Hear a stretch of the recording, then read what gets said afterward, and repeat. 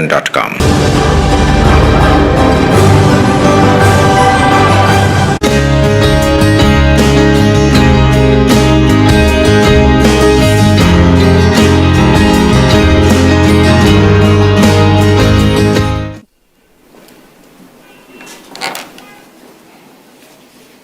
Bangla Tribune studio থেকে সরাসরি Bangla Tribune বৈঠকি অনুষ্ঠানে আপনাদেরকে স্বাগত জানাচ্ছি। আমরা আজকে যে শিরোনামে কথা বলবো অনেকেই নিশ্চয়ই আন্দাজ করতে পারছেন। 4 দিন পর পর লাগাতার আন্দোলনের পর গতকাল সংসদে প্রধানমন্ত্রী ছাত্রদের যে দাবি, কোটা সংস্কারের যে দাবি, সেই দাবির বিপরীতে তিনি কোটা বাতিলের সিদ্ধান্ত নিয়েছেন বা ঘোষণা দিয়েছেন। সেই বিষয় নিয়ে আমরা কথা বলবো। শিরোনাম রেখেছি কোটা বাদ। এবার সঙ্গে যারা আছেন, আমার ডান দিক থেকে পরিচয় করিয়ে দিচ্ছি। নাসিরুদ্দিন ইউসুফ বাচ্চু, মুক্তিযোদ্ধা এবং সাংস্কৃতিক ব্যক্তিত্ব।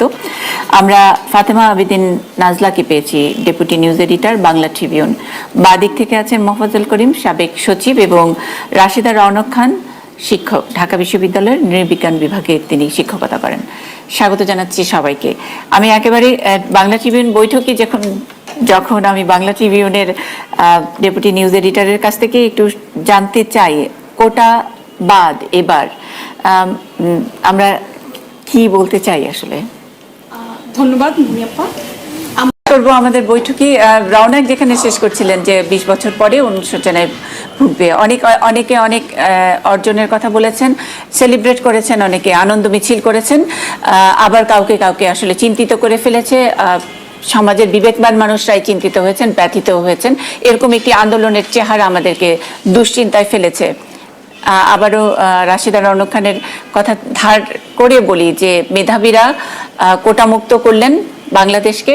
সেই কোটায় যেই মেধাবীরা যাচ্ছেন, আমরা তাদের জন্য প্রার্থনা করি যেন অনুশোচনা করবার মতো মেধা যেন তাদের মধ্যে হয়। ভালো থাকবেন সবাই।